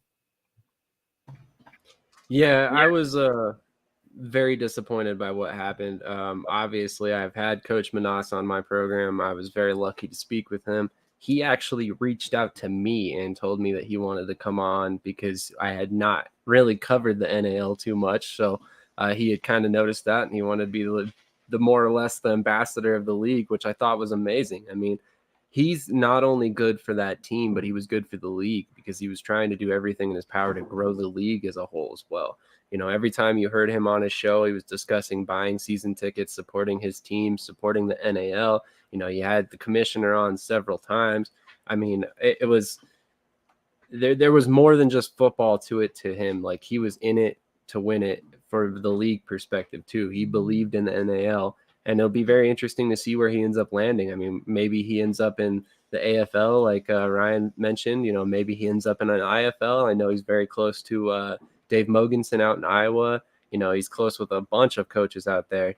But it was ultimately shocking. But I wanted to discuss some of the targets that Antonio Brown himself put forward on his Twitter that could potentially be coming to Albany, and two coaches that are currently in the coaching world. We've got the XFL San Antonio Brahmas linebackers coach Joey Porter. Sorry about that. Joey Porter, former teammate or not teammate, but coach of Antonio Brown when he was with the Steelers. And then you also have Dion Lewis, a former member of the New England Patriots, Tennessee Titans, a couple other teams, who is now a coach at the University of Albany. So, Ryan, what are your thoughts on these two candidates for the head coaching position? And do you think Ware gets a fair shot as well as the head coaching candidate? I really hope Damon Ware does get a fair shot. He deserves it. He's been there all the last two seasons. The first two seasons with the NAL version of the Albany Empire. He's done a tremendous job. One of the highest scoring offenses in the league, and I hope he doesn't get a fair shot. In terms of hiring Joey Porter or Dion Lewis, I can see it because he's a local guy. He played at Albany Academy in Albany, New York. Then he went on to play at Pitt. He was a highly sought, highly recruited running back. Wound up playing at Pitt. Had some success in the NFL. Played a few years. Ultimately went into coaching. But I'm curious to see how they adjust to the arena game. That's not to say that he can't succeed. I mean, former NFL players have had success in arena football. Danny White, for example, won a couple titles with the Arizona Rattlers, was head coach of the Utah Blaze. That's not to say that former NFL players can't succeed in the NFL, in the National Arena League or indoor football altogether. Now, neither Porter or Lewis has any experience with the Arena League game. I know Dion Lewis was there last year for the NAL championship. He was there as part of he did the coin toss. Okay, great. I don't know if he grew up watching the Albany Firebirds or the Albany Conquest when they were in town, or if he had been, if he was alive long enough to see the Albany Firebirds. So I'm curious as to why the Browns would try to bring in former NFL players. I don't know if it's to increase the season ticket holder base that they may or may not have lost after the Tom Menas firing, or it's just a way to get more butts, or it's just a way to have the Arena Football League look at them and say, hey, we can bring in the big names. I've got connections. I can bring in the big names. I can bring in NFL names. Let's jump over to the Arena Football League. Again, I'm just speculating. This is just one man's opinion, one man's speculation. This is not news. But I kind of have to wonder if that's one of the main reasons why he wants to bring in a guy like somebody like Joey Porter or Dion Lewis. Again, I would want somebody with arena experience, with indoor experience, to take over this team, and I hope Coach Ware does get that opportunity to have the entire season to show Albany Empire Brass, I could coach this team. I can coach this team. I'm more than an offensive coordinator. If I'm not mistaken, I wasn't Damon Ware the associate head coach when Menas was a head coach. Yeah, so he could definitely. The Empire know who Coach Ware is. They know what he can do. So I hope he gets the opportunity to coach the entire season, and maybe they could. I would suspect they could probably bring in Porter or Lewis after the XFL season ends in San Antonio. They can bring in Joey Porter just to have him observe and take a look at the arena game and see what he can do. And same with Lewis. Lewis is right there in town with the University at Albany. So I have mixed feelings. And again, it's not to say that an ex NFL player can't have success in an arena in an indoor setting, but neither of these guys have the indoor experience. Their game translates more to the outdoor game, but it's not a bad thing to have them come in and just take a look and see what the indoor game is like. You talked about it earlier. It's more condensed. It's in a smaller field. It's faster paced. So I want to see what they can do to adjust to the game. It's interesting times in Albany. I didn't expect as much of a shakeup. It's been kind of quiet.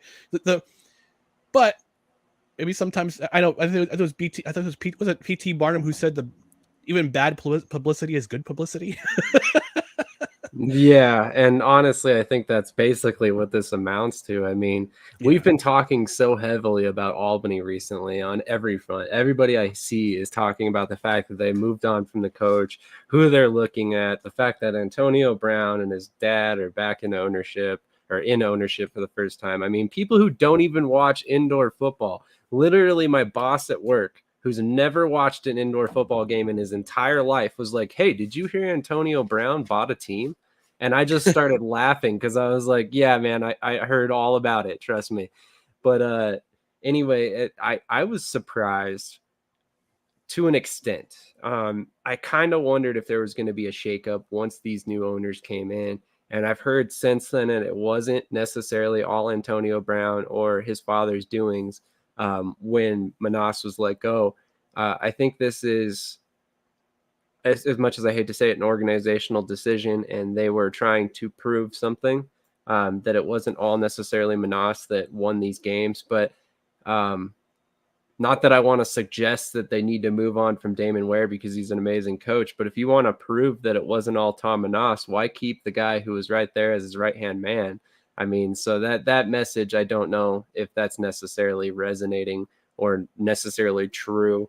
I think that might have been some speculation, but regardless, I'm very interested to see the whole situation shake out. I hope that they do give both of those coaches some consideration. I would love to see Joey Porter as a head coach. He's been out of the NFL for a couple seasons. He got the chance in the XFL, but he didn't get any looks as a head coach there. It was his, old teammate Hines Ward throwing him a bone that got him back into the coaching world. So it would be interesting to see him jump over to the NAL. I would say that if he's serving as a head coach and they do make the jump to the AFL, which I think is a possibility, maybe you do get a true offensive and defensive coordinator, or maybe he serves as the defensive coordinator and then just lets Damon Ware stick where he's at and continue to be the associate head coach and offensive coordinator. They did both attend to CSU for a time, so maybe they have some little bit of relationship there. I don't know. That's just speculation on my part, but it would be an interesting situation to track nonetheless. Dukon, I know you were away for a moment. What are your thoughts on this? Well, I have a tendency to agree with points that you both made. Honestly, I think let Damon Ware have the season, see how he does. He has been as much as a part of the Albany Empire's success over the last couple of years as Tom Menas was. And let's just see how it goes. And I like the idea of a Joey Porter or Dion Lewis coming in as a head coach, but I agree with you, Sam. Even just bring in Porter defense side of the ball and keep Damon for the offense. I think that in too big of a rush to get a head coach unless Damon expresses a wish to have a head coach so he can focus specifically on the offense.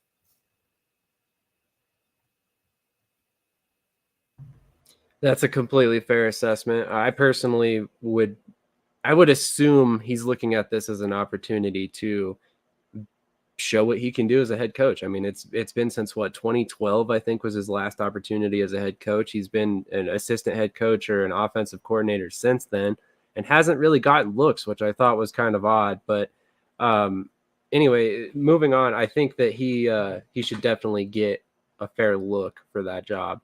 But from one San Antonio bit of news to another, San Antonio refuses to trade Jonathan Bane. He originally took his Iowa offer and was trying to force a trade out of San Antonio to another team in the NAL. As we all know, the NAL does not have a salary cap. You can make a little bit more money over there. So that's probably part of his motivation. Ryan, what was your thoughts on this situation? And was it another shocking move to you? Yeah, I looked at your article on shadysportsnetwork.com. Very well written, by the way. It's an excellent timeline of who Jonathan Bane is and leading up to this point where he decides, all right, well, if you're not going to accommodate my request, I'm just going to jump to another league. Now I got a question for you, Sam. Does this move to the IFL make Bane's contract with San Antonio null and void? Like, is it completely cut? If I'm not mistaken, it's because I remember from what Coach Menas said, if you sign with another indoor league, your contract basically with an NAL team is done. I believe technically they still hold his rights, but he's suspended. And that basically means that he cannot play for another national arena team unless San Antonio approves it, more or less, is my understanding. I think that's why he had to try and force a trade out of there. Okay. Well, somebody had to blink. Somebody had to blink. And it sounds like the San Antonio Gunslingers blinked. Now, they have Arvell Nelson. He's a proven Arena Football League quarterback. He won an Arena Bowl with the Washington Valor. Beat my Albany Empire back in 2018, but that wound is still a little bit fresh.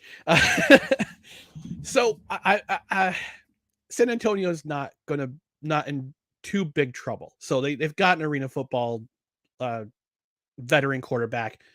They're not going to be they're okay. They're going to be okay. As far as the Jonathan Bane situation goes, I think it's a little bit of I won't say a blemish, but they could have done something to accommodate him. I don't know what the situation was in San Antonio. Maybe there was a clash of the creatives with the offense. Was there false promises made by the ownership? Did it not pay him enough? I don't know exactly the whole details, but the gunslingers, I think they blinked and they said, okay, well, we'll allow you to walk. We'll allow you to go to another league. And it's just interesting that he goes to a team that he's already familiar with the coaching staff, with Coach Mojes, and who was a member of the Albany Empire, so he's familiar with the indoor game. But it's going to be interesting to see how he adjusts, because, like in the last segment, he's a pocket passer. NAL focuses more on pocket passing than they do in indoor league, when it's just with the two man high motion, kind of similar to the CFL. So I'm gonna be fascinated to see how he adjusts. But he was in Frisco for that one season with Coach Dozell, Clint Dozell. But I don't know. It seems like it's something's got to be. We got to figure out this thing in the National Arena League with these contracts, with how, I don't know. I'm just kind of spitballing ideas out here, but they have to figure out a better way to accommodate some of these players, especially veteran players, because they're the bread and butter. They're the backbone of your league. Jonathan Bane is a well-known name in the National Arena League between Maine and Jacksonville and Carolina last year. Excuse me. Great season in Carolina last year. Had league MVP consideration. But I think the National Arena League needs to find a better way to accommodate its veteran players, and I think this might have been an example of that. Saying, "Hey, can you find a way to get me some? This is not working here. This is not working where I am right now. It's not working. Can we find a way to release her from my contract or trade me somewhere?" And I don't know if it's the ownership in there who said, "No, we're not going to do it because we can't afford to make the trade." All right, I'm just gonna jump ship to another league. So they got to do something. And while I'm at it, speaking of cleaning things up for the National Arena League, can we clean up some of these broadcasts, please? I mean, we got to figure out with the Arena Football League in 2018 and 2019. They had the Arena Football Network. They had the one universal score line for each game. They had graphics for each game. The West Texas feed was just terrible. It sounded like I was listening to a high school football game. We got to figure out better ways to get the broadcasting cleaned up with the National Arena League. That's one of my gripes about this league, because you're on YouTube, you're on the internet, the world can see you. we got to get this broadcasting figured out. It has to be universal for all 7 teams. It just can't be regional. And right now, the Albany, Orlando, and Jacksonville have probably the 3 best broadcast teams in the National Arena League. So we gotta clean things up. It's just this. No. let's do some cool stuff. NAL is one of those things. Is help accommodate the player. Get your broadcast feeds cleaned up. Hey, it's Jim. Yeah, how's it going, James? Thanks for tuning in. We appreciate that. That is one of the legends of the indoor game himself. Ducon, what are your thoughts on this situation with Jonathan Bane leaving Do you think San Antonio made the right decision?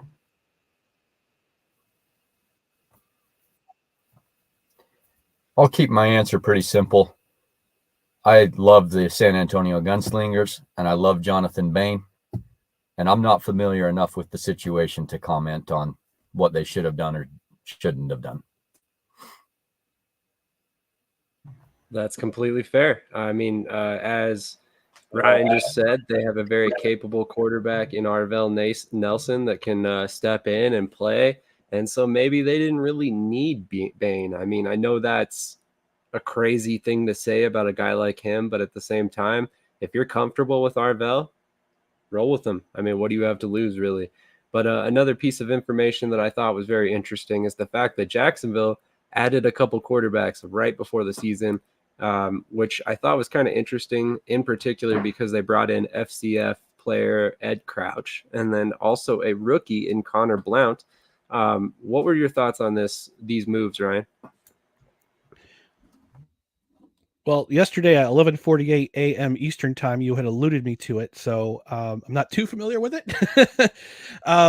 But it'll be. I watched some highlights of Ed Crouch in FCF. I think that game will translate pretty well to the arena game because it's, again, short field, condensed field, speed of the game.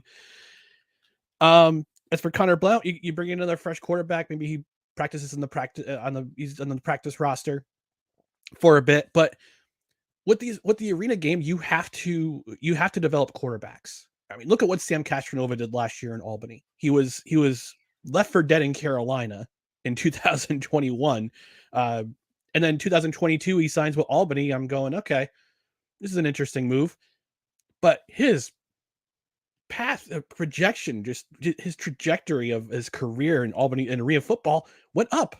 It was so great to see. I mean, Coach Ware took him under his wing, and he was considered he was league MVP, had league MVP honors as well. So you have to develop the next generation of arena football quarterbacks, and having Crouch or Blount in there. And Crouch was never reported and was released. Gibson wants a young quarterback to grow on. Okay, thanks, Jim. Thanks, Jim. That's an odd breaking news. Dude, yeah, the beauty of live TV. Why would Crouch not report? That's an odd situation to me. Yeah, and Gibson and right there, Jim says Gibson wants a young quarterback to grow around. That's where Conor Blount comes in. Like I said, you need the next generation of arena football quarterbacks because you need young athletes to adjust to this game. I mean, and it's I listened in on the last segment with Krish. He talks about all these leagues coming in, the XFL, the USFL. Now we got arena football supposedly coming in 2024. You know what this actually grows the game. This actually grows the game of football. It gives players more opportunity. You want more opportunities for guys to pursue their dreams.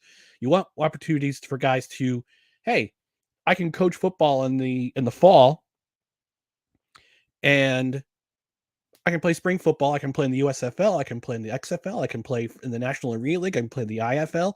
I have options. More players have options these days, and that's what I love. The beauty of spring football, period, whether it be indoor or outdoor, gives you more opportunities. And this is what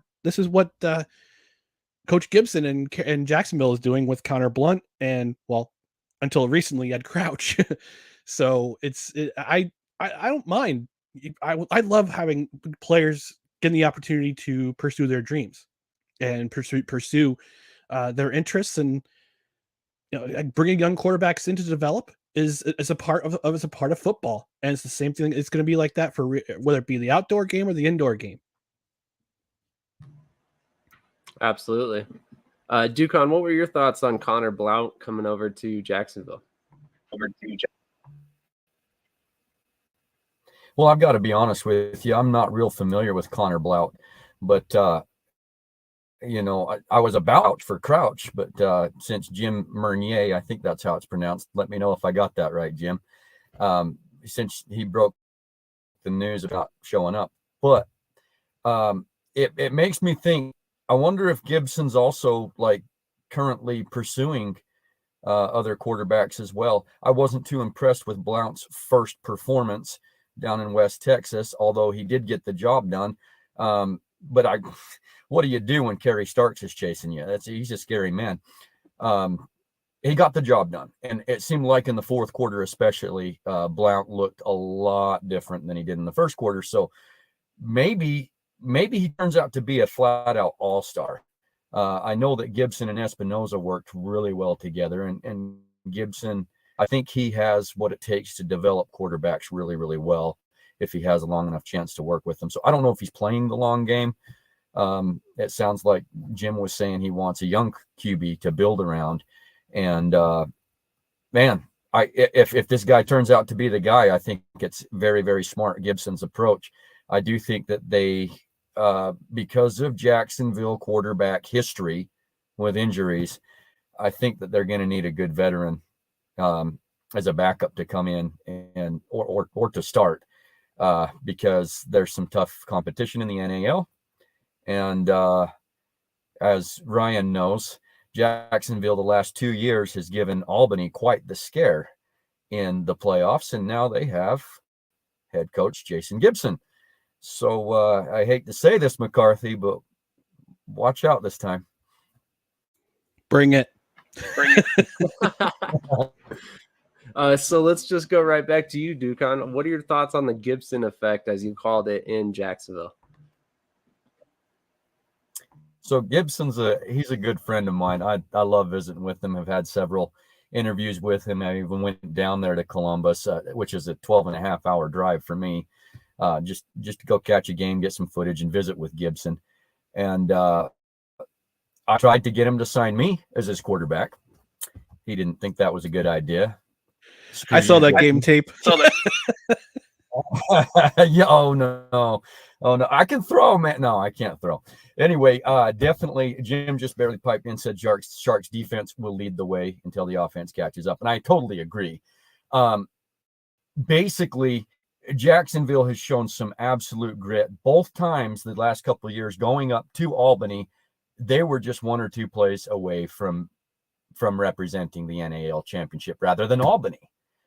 And what I think about the Gibson effect is I think he's really, really good at taking a team, people that don't know each other that well, and turning them into a family. I've personally seen it. And I think as the season progresses, you're going to see the Jacksonville Sharks get better and better, though I think they lose a few games, probably early on. I think that Gibson is the one factor that Jacksonville was missing to dethrone the Empire. And I think that the Gibson effect is going to be in full show and full display come playoff. All right, a little networking going on in the comments right there. So James will hopefully get on the show in the future. But definitely moving on to Ryan. Ryan, what are your thoughts about the Gibson effect in Jacksonville? Oh, other than Tom Menas, James, Mr. Gibson is Coach Gibson is is the best coach in the National Arena League. Now he's considered the best coach of the National Arena League. He's been here so long. Yeah, I mean, the Gibson effect is definitely reverberated into Jacksonville. He's a culture guy. He's just like Coach Menas. He's a culture guy, and he can develop that culture of family, of togetherness, of playing as one to win games. And he did it in Columbus for so many years, and now he's doing it in a bigger market. I guess you say bigger market per se, is in Jacksonville. It was kind of shocking to see. I remember last year when he says, "I'm going to step down from the Columbus Lions." Little did we know the Columbus Lions wouldn't be playing in the NAL this year, and he signs with Jacksonville head coach, and it's like, wow! A few days later, just like that. But we didn't know what was happening with Columbus until we saw what happened. But yeah, I mean, Dukan is spot on. He knows how to grow a team. He knows how to develop players. They're definitely gonna challenge Albany this year for the title. And that's one of the best rivalries in the National Arena League right now is between Albany and Jacksonville. So I think that was the biggest move for them. That was the biggest move for them to get through Albany. is to hire a coach like Gibson, like Jason Gibson. And that's right now after 1 week, they look great, but it's a long season, so it's going to be interesting to see what they do, how this race to the top, having the home field advantage for the National Arena League Championship. That's the most important thing. If they can get home field advantage for the playoffs, they can overcome Albany.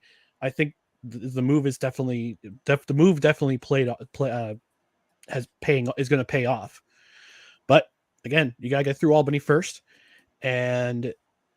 but so far so good in Jacksonville. Having a guy like Gibson is going to be beneficial for the Sharks. 100%. I think that he's a great coach. I'm very excited to see what he can do this season as the season wears on. And I also think that they may be one of the teams that are making the jump to the Arena Football League, which is our next topic, actually. So what are some of the futures where we're going to kind of discuss the future of some of the franchises in the NAL and how that ties to the AFL, given the announcement that recently happened with some of the markets they're targeting. Jacksonville is one of them. So the speculation immediately became that Jacksonville was going to make the leap to the Arena Football League, which I have speculated in the past that Albany's probably on their way there as well, given the infusion of a little extra money in ownership. So we'll see how things go. But Ryan, what are your thoughts on that? Do you think Jacksonville ultimately makes the jump to the AFL? Well, I happen to listen to the Arena Fam AFL Tonight podcast. I want to give a big shout out to my buddy Tim Capper up in Montreal, Quebec, who is the host of that show and is the one of the biggest arena football historians. And he had Lee Dutton III on his recent interview with him. I got to listen to it this morning before I came on with you guys, and it's interesting to find out which markets they're targeting. They're targeting St. Louis, Minneapolis, I believe they said Arizona, San Diego, They want to bring a franchise back to Philadelphia. And I heard Jacksonville, and it was just really interesting to hear Jacksonville is one of the teams that they're targeting. I wouldn't be surprised if they target Albany too, because what they're looking for now is they want owners with deep pockets. They want owners who aren't afraid to take a risk on building a team, building a roster. They want NFL caliber players to enter the league. Every arena football team wants NFL ready players to be in their league. But they've already announced they've got a salary cap in place of $700,000 per team. They want to incorporate multi-year contracts, which is something that the National Arena League and I guess the IFL Indoor Football League they don't really do. So it's going to be I'm fascinated to see what other markets they're going to tap, and I'm not going to be surprised if they go after traditional Arena Football League markets like Albany, like Arizona. I wouldn't be surprised if they try to go after Iowa as a potential Arena Football League franchise. Now, how it's going to affect the other leagues for their future, that remains to be seen. So I'm not going to be shocked if they try to poach. Sorry for the strong language. Poach other teams from other leagues to bring them back to the Arena Football League 3.5, as I call it. But they want to have owners with deep pockets. They want to make sure that they can afford the rent. They can afford the rent. They can afford the overhead. They can afford paying players and then some. So I would highly encourage anybody who's an indoor football fan to go and listen to that interview. It's a very fascinating interview with Commissioner Dutton, and yeah, and it's I'm interested to see what's going to happen in the future. Real quick before I get Ducon's take, James says only a few teams can make the jump, but the ones people really want will not jump. So, James, I would be curious if you could elaborate on that a bit, but if not, I completely understand. I know you're one of the most tied in insiders in the league, especially in any league, really, especially given the fact that you guys are the official show for the NAL. So, Ducon, what were your thoughts on the future of the NAL and all these teams, given the markets that were announced recently?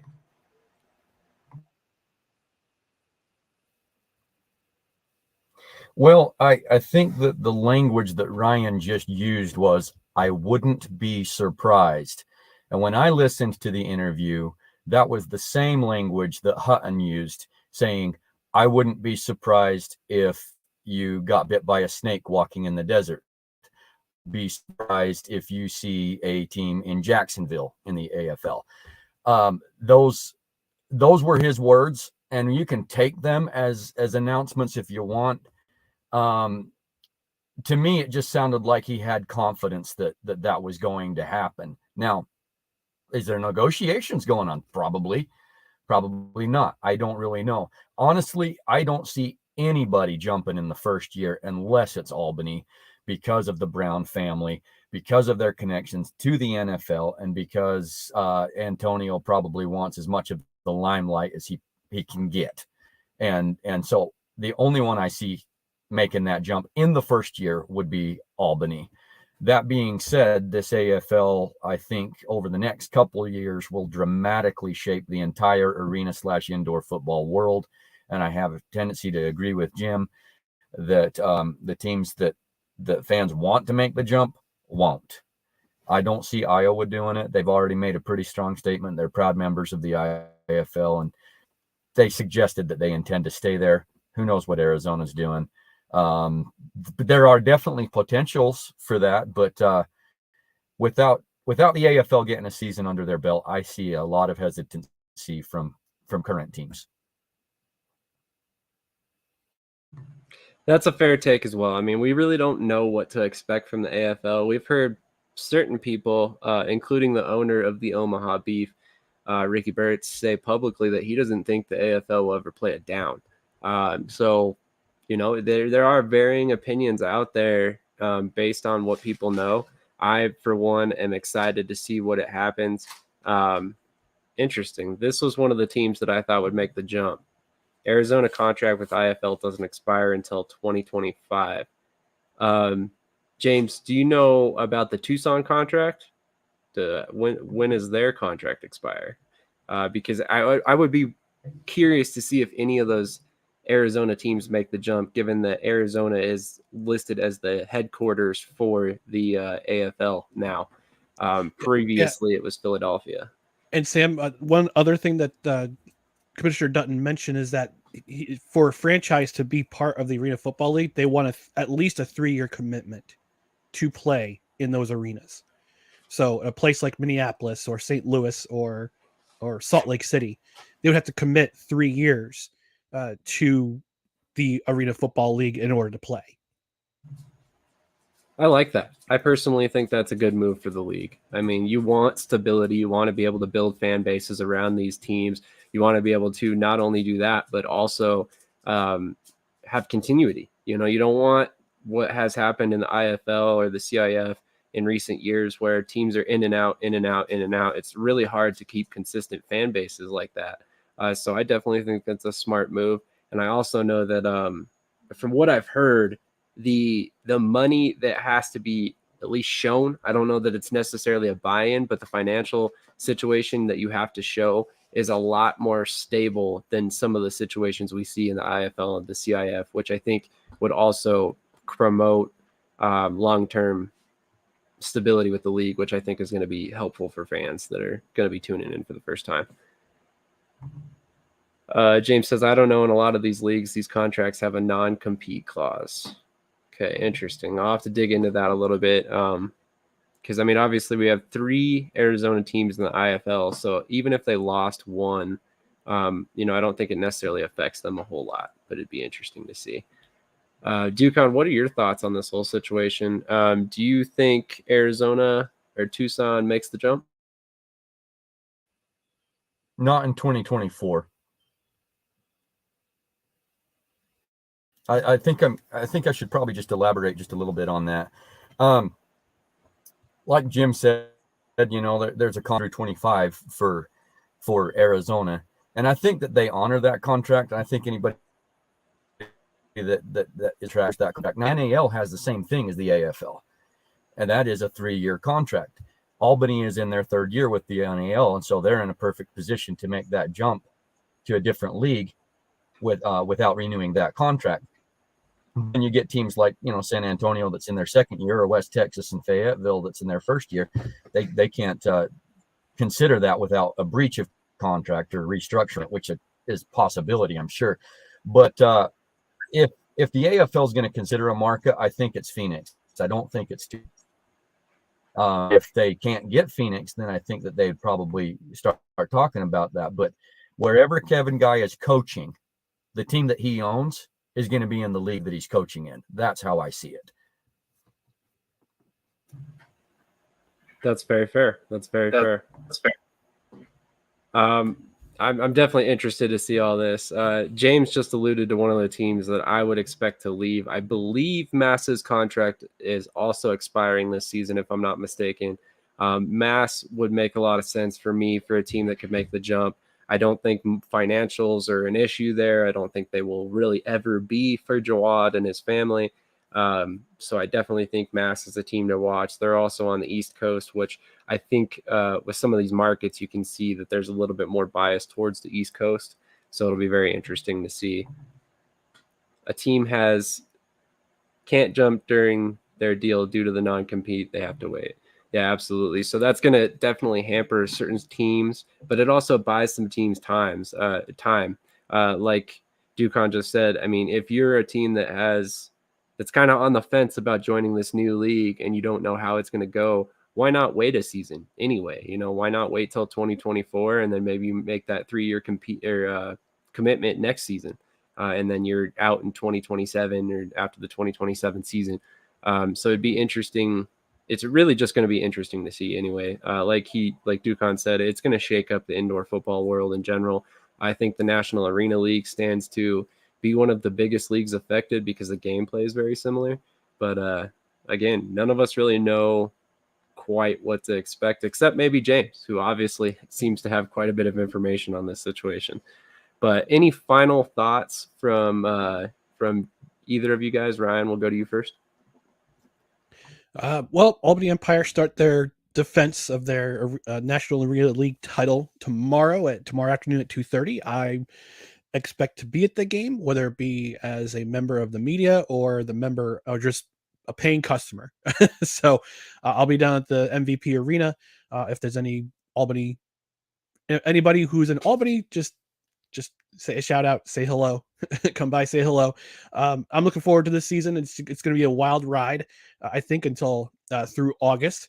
It's going to be, I think, and I'm just kind of curious to see how things shake out with the new ownership, with the Browns, with the Antonio and Eddie Brown being a part of the ownership of the Albany Empire. So I think it's going to be part of the wild ride is having those two involved. And remember, NAL has most of the AFL name rights. That's true. You know what? I'm going to go on a limb and say, I wonder if there's going to be a merger between the NAL and the AFL. I kind of have I'm just curious to see if that's going to happen. And some of those teams will jump ship to the Arena Football League. So, but that's just a wild. It's just just to throw it out there. No, I get you, James. But no, I'm looking forward to see what the Albany Empire will do this season. If they can defend their crown for the 3rd time in a row, make it 4-time champs. And let's see what happens. They're so far so good in the National Arena League. I watched some of the games last weekend. So good luck to everybody. Let's try to see if we can get through Albany. Absolutely. And once again, for anybody who's not aware, that is the No Credentials Required podcast. Ryan, when can we catch your show? You can catch us on Tuesdays at 7 p.m. Eastern, unless things change. We're hoping to be on Mondays for the summer. So I'll let you know. I'll give you a heads up as to when, but typically you can catch us on Tuesdays at 7 p.m. on our YouTube channel, 7 p.m. Eastern on our YouTube channel, or Facebook.com /NoCredsREQ. Awesome. Thank you so much for joining us once again. And thanks for having me on. I appreciate it. Absolutely. Definitely hope we can do this more. We got a long indoor football season to go. So we're going to do this show about every 2 weeks, I think, and try and bring up all the recent news. Ducon, where can we find your show and what days do you typically post? Look up Arena Football Statement on Facebook and ZO Productions on YouTube. As far as like when I do shows, right now I'm doing some things with the CIF where every Tuesday I will be releasing a video that is called This Week in the CIF. It's a recap of the previous week and previews the upcoming week, and we'll have interviews with players, coaches, owners, etc. Right now, that's about all I'm doing, although an owner from the IFL has contacted me about doing an IFL rankings video. I may be doing that. But I don't do live stuff except for with Sam, because he's awesome. But final thoughts for you. A message to IFL, CIF, NAL is spring football is starting to get pretty oversaturated. With the AFL coming in and XFL, USFL, or other indoor leagues, don't be afraid to it's going to be competitive to get eyeballs on your league if you're not a big one. So don't be afraid to start those discussions and set your differences aside, because if you've got possible down the road XFL, USFL merger or a really stout AFL, then make sure that your leagues are really stout too. As always, that was well said. I mean, honestly, regardless of how you look at it, all these different leagues are going to affect each other somehow. It's only a matter of time before we truly figure out how much and how it all really shakes out and falls. I mean, because there's a lot of different dominoes that could fall a lot of different ways. And honestly, I don't truly know that anybody knows exactly how this is all going to work out. I mean, we're kind of entering an unprecedented set of circumstances here. I don't think I've ever seen two coexisting outdoor leagues at the same time. I don't think we've ever seen this many indoor leagues of this stature competing at the same time, because we haven't even begun to mention the FCF on top of that, which is a totally different gameplay, but it's still indoor football. It's still on that same level as the IFL, the CIF, the NAL, the AFL, hopefully. So it's, man, so much football to go around. I mean, we are literally talking, and it's something like 70 hours of games every week at this point, if you're watching all these different leagues. So we always like to say support all of these leagues. I mean, if you have a specific favorite, that's awesome. Dive in, go all in on these leagues. Buy the merch, watch the stream, share them with your friends, do whatever you can to try and keep arena, indoor, outdoor, it doesn't matter. All these alternative football leagues keep going. And if I may add, sorry to interrupt you, Sam. If you're in those cities that have an indoor football team, go and support them, please. Local sports are affordable. They're fun. Go and support your local team, please. Yeah, no, do it for me, because I'm in Colorado. We haven't had an indoor football team since 2017, and it's because the lack of support our state showed. So take it from me, it could happen that you lose your team if you guys don't support them. So I mean, go support them, go to games, get out there, get crazy, bring your gear, bring your kids, get some signatures. Like, all these players love the attention, man. It's not like the NFL. You're not going to get here no when you ask for a signature or a picture or something like that. They love it. They love it. They love taking pictures with kids. All that stuff's important to them. So, like I said, take your family out to a game. It's well worth the money. They're very cheap, very inexpensive. And if you can't, check out the streams on YouTube. They're all free to watch, except for the XFL and USFL. You do need their programs, whether it's Fox or ESPN+. But once again, thank you for everybody who tuned in. This has been pretty much a marathon episode for 2 hours. So we will leave you guys with a quick commercial about what we do here at Shady Sports Network. This is Brett, and you're watching Shady Sports Network. Tune in, hit that like button. You might wonder, what do these guys do? Player signing announcements. I never in a million years thought you would actually come on to break this news. So without further ado, go ahead and tell everybody what happened today. Yeah, man. I just had a workout with the Cincinnati Bengals. Signing me right out. Without further ado, I'd like to announce that, I'll be taking my talents to Salina Liberty. This just in. The Major League of Football is reportedly collapsing, unable to pay hotel room bills, with players being kicked out of their rooms and hotel managers asking them to leave voluntarily without issue. And then we got Lions wide receiver Williams is debuting this week as a starter. That's something to look at as far as the eye test goes. And then another one on the eye test is Mostert. It might be coming back to Miami. And we can see if he has a role in this offense and see if he can be viable for the next couple weeks coming and help us in the playoffs and possibly towards a championship. That would be very nice because he's sitting on my bench right now.